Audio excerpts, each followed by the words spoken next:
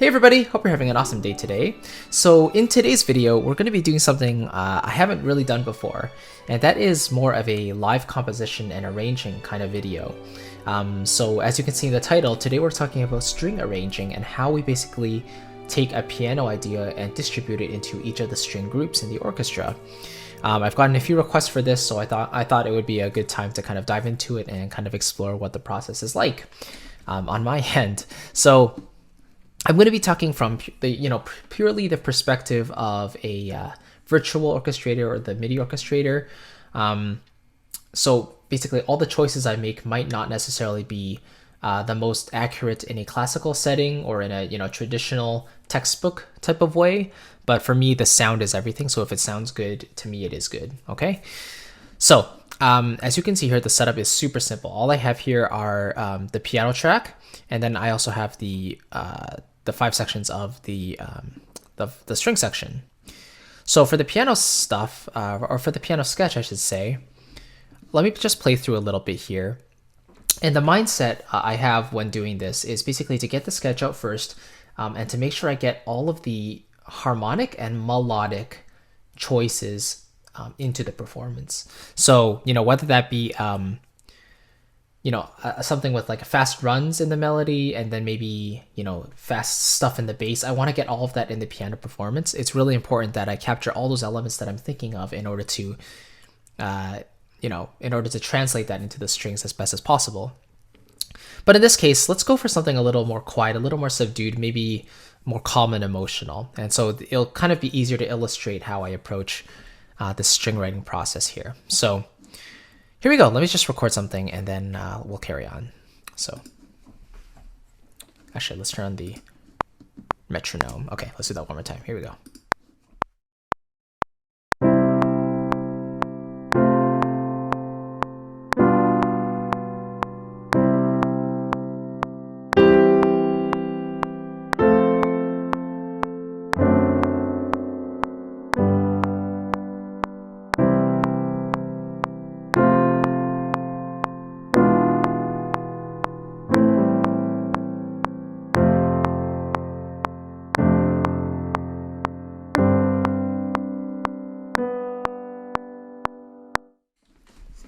All right, there we go. There's one chord in there I was thinking about, and then I wasn't entirely sure if I wanted to do that, but I played it, and then let me just tweak it here. This one here. So I actually like the choice of chord there. Which one is it? This one here. So it's really this this F and this E that are clashing, because this is basically an E7 chord, but with the F on top, it has that dissonance. So what I'm going to do is I'm actually going to take that F and maybe lower it down to an E so it's more consonant with the rest of the chord.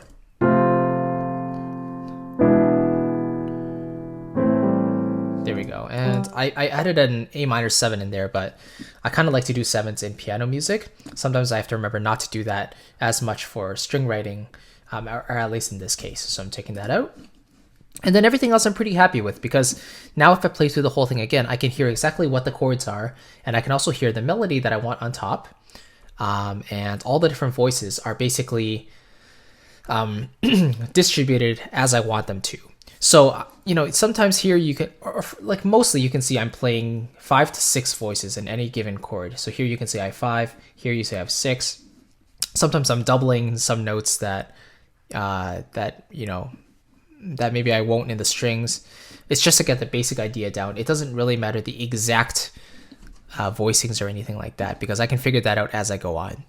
So now that I have this, the easiest thing to listen to is the melody and also the bass line. Okay, so those are the two parts where I'll start with. Usually I'll start with either the melody first or the bass line first, because the bass line is super simple. It's just listening to the very bottom and then just copying what that's doing. Okay, now let's go into this this contact instance and see what I have pulled up here. And essentially all I have are the cinematic studio strings sections. So first violin, second violins, violas, cello, and basses. And these are your 5 typical string sections. So let's use the basses first, and let's outline the bass. Okay, so here we go. Now it's really important here to get an authentic performance that we ride the mod wheel to achieve a pretty emotional performance with dynamics and expression. So what I'm going to do is I'm actually going to record in the part, but also ride the mod wheel at the same time. So let's hear this, what this sounds like again.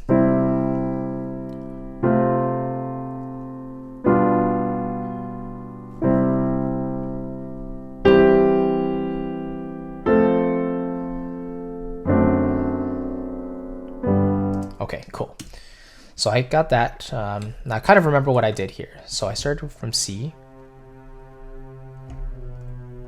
went down to B, up to C, and then I can go down to this E. Now in my piano sketch, I actually went up to the E. So I was on a C, I went down to B, went up to C, and then I went up to the E. But in this case, I kind of want the bass to kind of add that layer of emotional support.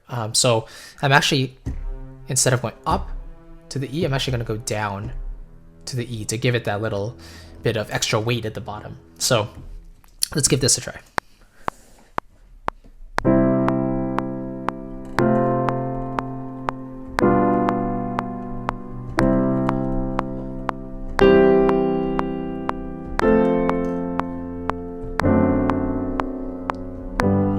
Now next part.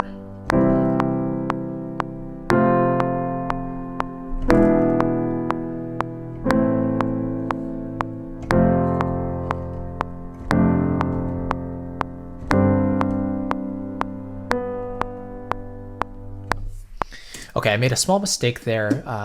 You can see here, I thought I was actually going a perfect cadence, so 4, 5, 1, but I forgot I was actually doing a 4 for 2 chords, and then, or for 2 bars, I should say, and then going up to the 5 after that. So just take this one out there, and there we go. So now, if we listen to this again, you can hear the basses layered in underneath the piano, and it's just playing that bass line, okay? So that's the first step. Now, a quick note about the mod wheel. I think it's really important to actually play it in live. And you see here, the mod wheel actually, the info started up here, you know, a little after the performance started. Make sure it's dragged all the way at the beginning. That way you don't get any glitches in the dynamics when you play back your MIDI. So I was saying that it's very important to actually play in your mod wheel information live, at least for me, because as I'm playing the line, I'm imagining what the real string players would do, you know, how hard they would press the bow, how much vibrato they'd be putting in, and as a result, the expression that comes from that is super organic. So in order to really feel what they're doing, I think it's really important while you're playing in the notes in the right hand to use the left hand to ride that mod wheel. So maybe for a more tension-filled chord, you want to ride that mod wheel up, you know, to build that volume, build that expression. And then as it comes for a more calm resolution, you can pull back a little bit. And then, it just makes everything feel so much better.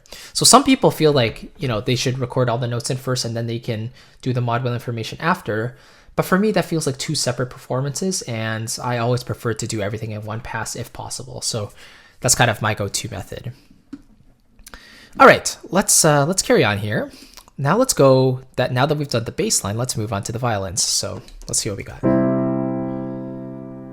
Okay, I already remember what we did here, so.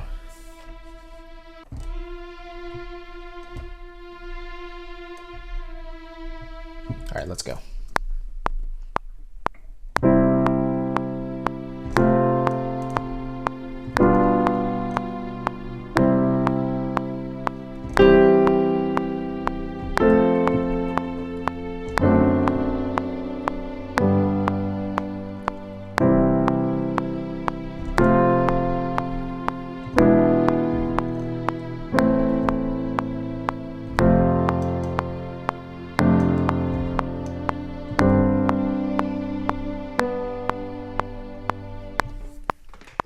All right, let's fix those little errors.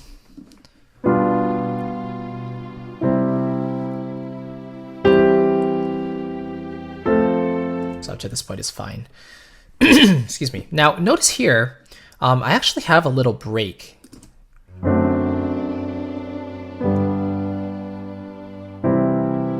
So, as string players, these are the players that actually don't really need to breathe while they're playing their instrument. I mean, of course they do in order to stay alive, but I mean, When string players are playing, they're not really using their breath to influence the sound. It's controlled by their hands and their, like both their hands and their bodies, and less so of their breath. So string players actually have the ability to play one long, long line, without having any break in the melody.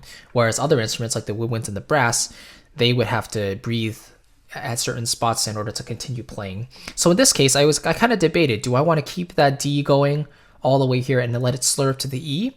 Or do I want to, have a little break to simulate a person singing, and then they take a breath and they sing the second half of the phrase.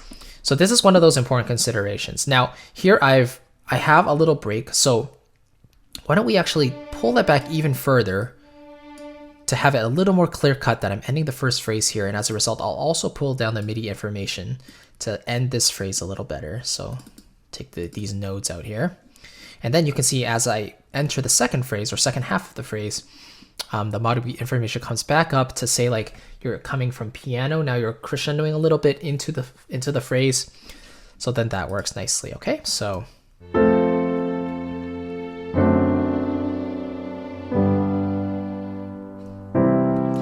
maybe a little longer. Let's see.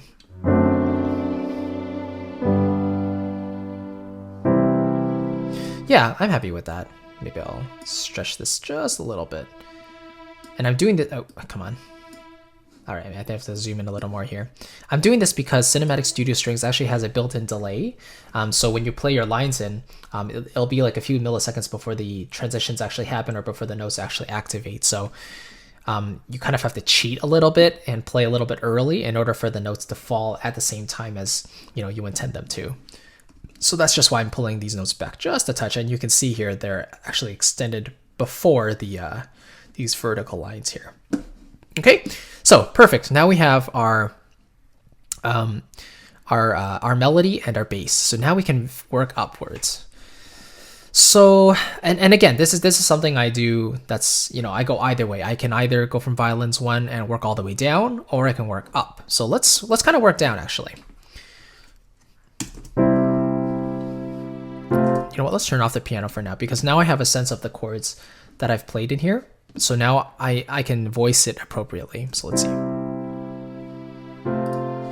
Oh, here, that's why it didn't come up at the beginning, because this mod information wasn't there properly. All right.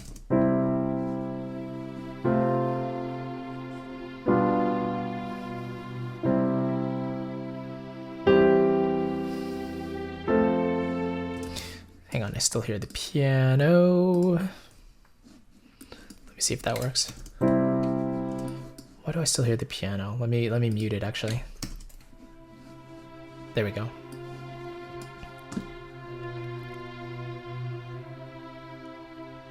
Okay, let's just do that part first. So for violins 2, now the thing about the higher strings is that you can actually layer in, or you can harmonize the parts closer together compared to the lower strings, like the basses and the cello. You want to keep those relatively spaced apart. I would say at least an octave. For me, I usually keep the basses and the cello an octave apart, sometimes even up to like a, what is it?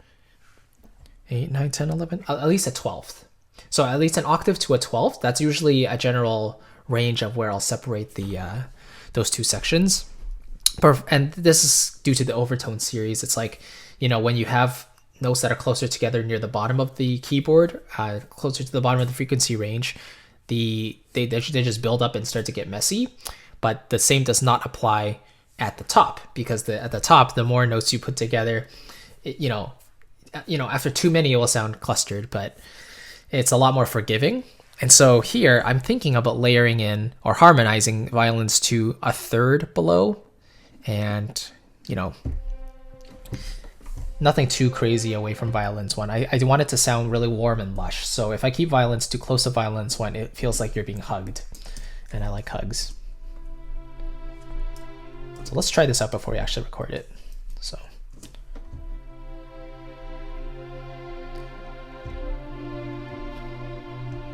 So those are thirds there.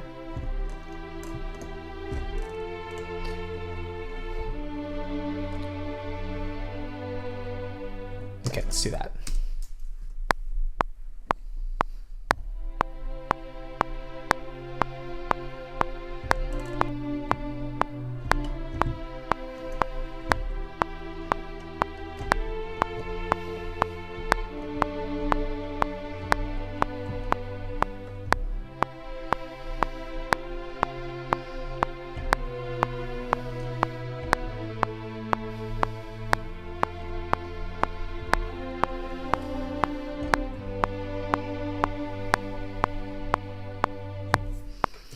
All right, let's see what we got.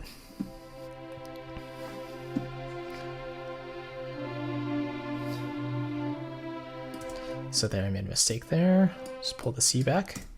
So far I've been basically playing them harmonizing by thirds, major and minor thirds.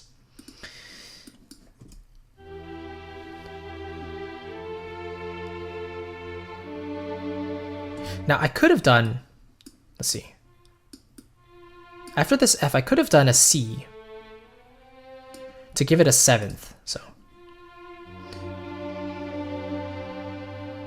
You see that seventh there, right? So hang on.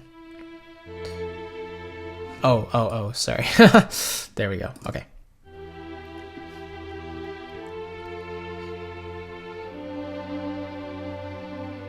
So I could have had that C resolved down to the B, but I felt like the C and the D are a little too close together in my opinion, so I chose the next chord note down in this D major chord, so I chose the A instead. And that has a little more space, and then it closes up a little, nicely with the B.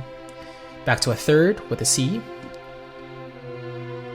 Now there, so there I went down from B and I wanted to land on A there. So now basically violins 2 is kind of doubling the basses, because now the basses are playing B to A and so are the violins too. So maybe I don't want to do that. Let's say I'll go up and back down to C. Let's see how that sounds, and then I'll extend the C all the way here. Let's see.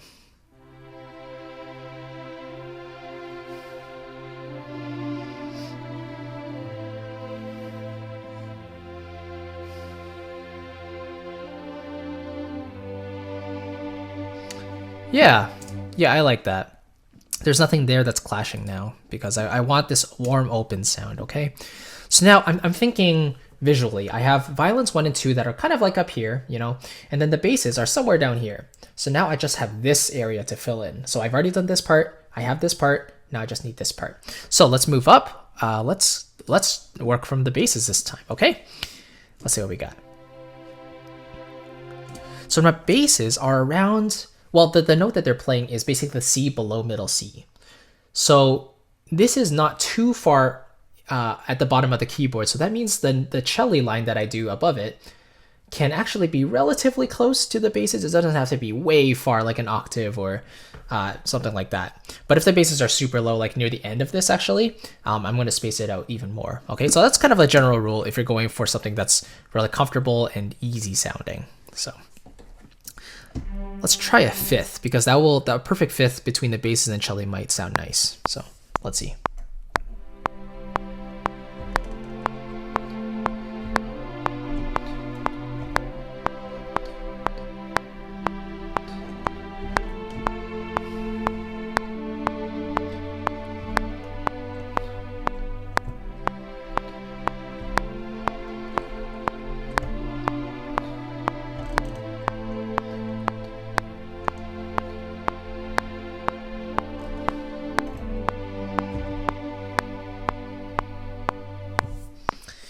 All right, so the middle voices are usually the hardest, because you kind of have to figure out what notes you already have played out. So then you kind of have to see, like, what are the remaining available notes that you haven't quite filled in yet, and then just put those in nicely.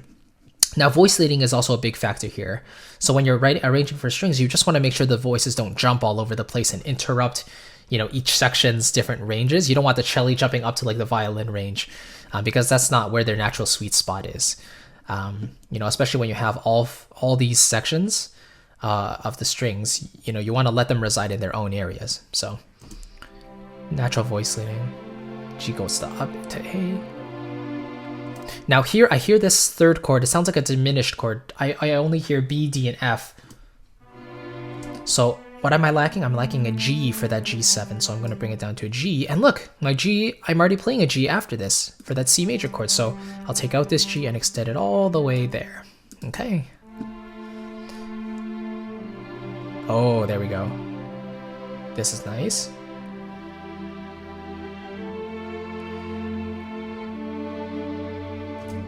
Now here, I have this G held on, right? But I already have another G layered in above somewhere, I think. So I would have brought this G up to a C to give more space, but I do still have the violas, so I can put the violas there actually. So this is not a big deal. At least I'm not doubling the third, so.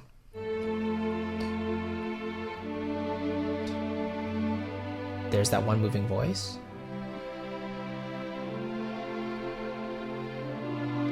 So there again, I'm just gonna move that down to the G. I don't really like that diminished sound. That's nice. That A can sustain because it's shared with the two chords. Yeah, I was kind of deciding there, do I want to go down to G or up to B? So actually I do that sometimes. I play one note and then the other and see what sounds nice, and then I decide afterwards. In this case, I'm gonna stick with G. G is a more stable note because it's basically the root of the dominant chord, so. There you go. Okay, and all that's left, so now we did this part, and now we just have that part in the middle we gotta do. So let's do that. This video is 21 minutes long. I'm so sorry. Hang on. We're almost there. Okay, so we have E, C, G, C, so we're missing that nice root in the middle. So let's use the violas to do that. Okay, here we go.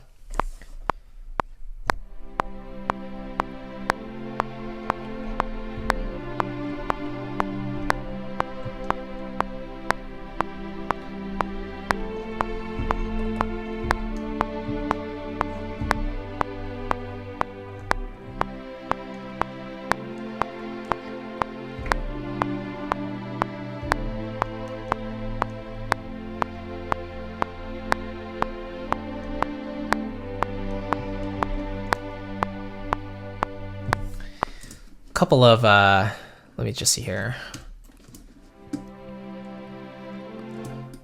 Where did my C go? There we go.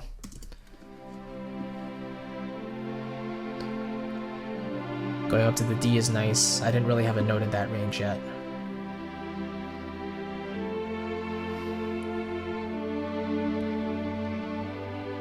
Let's see.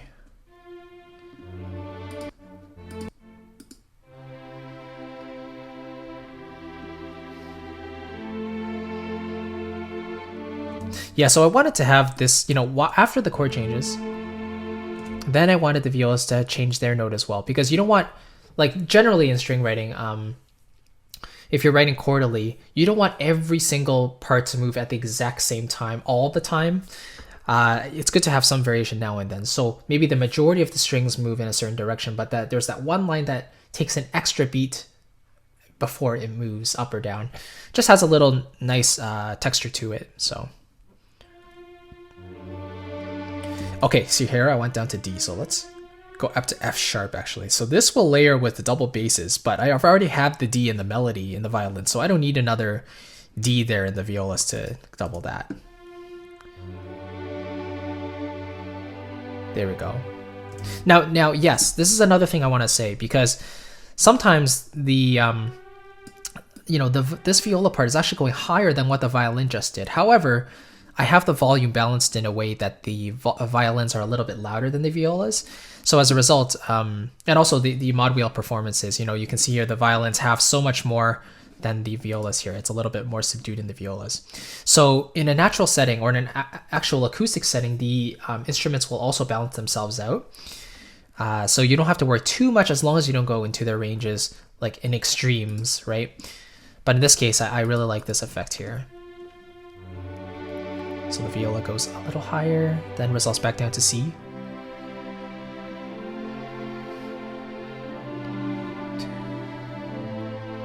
I like the sound of that C there.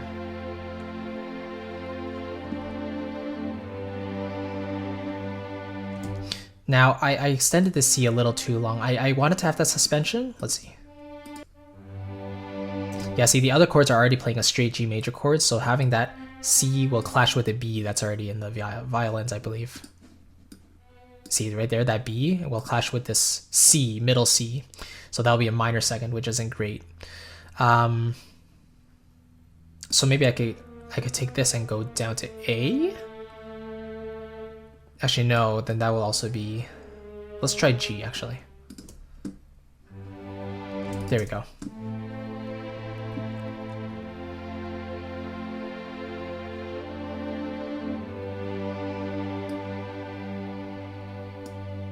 Yeah, that's perfectly fine. So before I had it on A, and I was like, would A work? And if I had A, it would basically be a G major chord with an A. So that's like a ninth or a G sus2, if you will. And let's see what that would sound like, actually. So that's actually quite nice. Let's keep that, and let's actually have it resolve down to G. Let's see. Oops. There we go. That's fine. So that little bit of dissonance there between the A and the G. It's not a big dissonance because it's a major second, so it's not too bad. But I kind of like that. All right, there we go.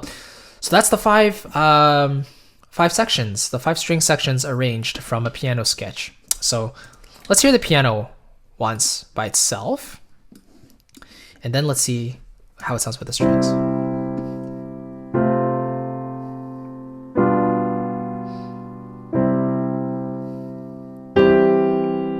Jeez, that 1G is kicking out a lot.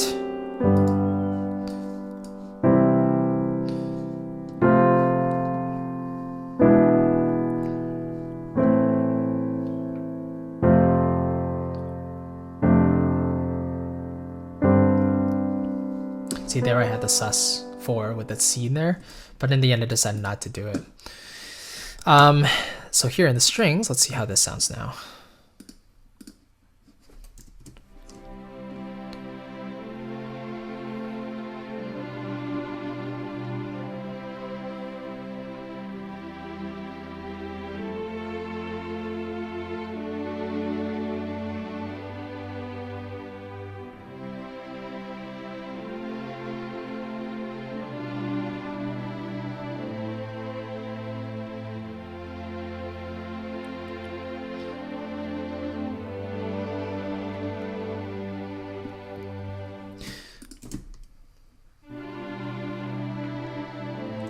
Actually, yeah, here I had an E7 chord. I didn't actually do that, did I, here? Yeah, I kind of did the same thing as I did the first time. So here I did an E7. Here I forgot I actually did a G7. So my mistake there. But you can see the general process I go through, right? So I basically start with the piano sketch to get the basic melody and harmony underneath. And then once I have that, I already know the chords I'm going for. So then it makes the string arranging part easy because all I need to do is sketch out the melody with the violins 1, sketch out the basses because that's the harmony, and then I can either work my way down or work my way up, just keeping in mind the general rule that when you're working from low to high, the cello you want to keep generally further away from the basses in terms of the range. You don't want to keep them too close or else they'll start to sound muddy. And then when you're working from top down, you can keep those voices relatively close. And the violas in the middle will just fill in what hasn't been really played yet. So it's a really nice finisher, okay? And that's pretty much it. This is a very specific example, though, of something like, you know, calm, emotive, passionate strings. And, you know, there's, you know, way more situations where you could actually apply this concept, right? We see this in a ton of music, classical, even some jazz music, film music, of course. And then having the divisi sections where, you know, you can take within the violins one section, you can actually split those violins to play multiple notes. So then you actually have more than 5 voices you can actually do overall. And that will make your voicings even more interesting if you want to go with more complex types of chords. But in this case, you know, 5 is actually enough. You only need 3 voices to define a chord anyway, right? So it's just in like how you do it is very important to get the balances right. Okay, so that's pretty much it. Thank you so much for watching. Wow, half an hour, dang. Yeah, but please let me know if you have any questions. I know I talked a lot, but I really appreciate you sticking around for this, and please let me know what else you'd like to see. So have a good day, guys, and I will see you in the next video. Bye-bye.